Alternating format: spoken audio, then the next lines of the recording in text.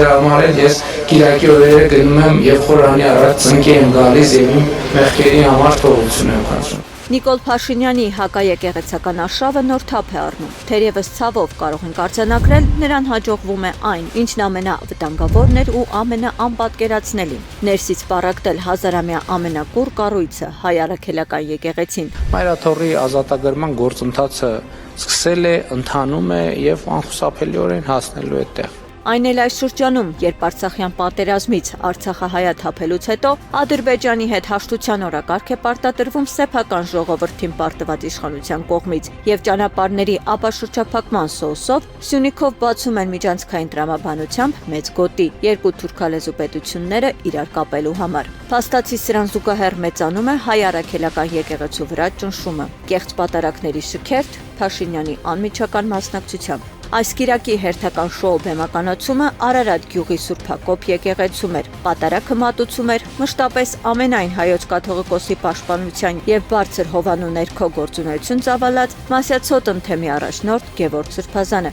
որը Փաշինյանին հաճոյանալու համար առանց վառանելու գլուխ էր խոնարհում ու ձեռք սեղմում նրա առաջ։ Մի մարդու, ով հայ առաքելական եկեղեցու դեմ արշավի ճարտարապետն է, ում հրահանգով այսօր Տավուշի թեմի առաջնորդ Բագրատ Սրբազանի եւ Շիրակի թեմի առաջնորդ Միքայել Սրբազյանի գլխավորությամբ հոգևորականներ են կալանավորված։ Մասյացոտ ընթեմի առաջնորդը առաջինը համարձակորեն միացավ հանուն Փաշինյանի ծափերի ու արշավի բեմադրված պատարակին։ Ներքին խոսակցությունների համաձայն նա առնվազն 5-րդ եպիսկոպոսն է, որ սեպարատ կապերով խաղացել է եկեղեցու ներսում եւ իշխանության հետ միաժամանակ։ Ընդ որում Փաշինյանի արչեւ մատուցած այս պատարակի ժամանակ Գևորգ Սրբազանը հրաժարվեց անգամ հնչեցնել ամենայն հայոց կաթողիկոսի անունը, հավանաբար Փաշինյանի զայրույթը չառաջացնելու համար։ Գևորգ Սրբազանի այս քայլը բարկություն էր առաջացրել հատկապես հոգևորականների շրջանում, որոնք կոշտ արձագանքում էին նրան եւ այս քայլը որակում սրբապղծություն, դավաճանություն։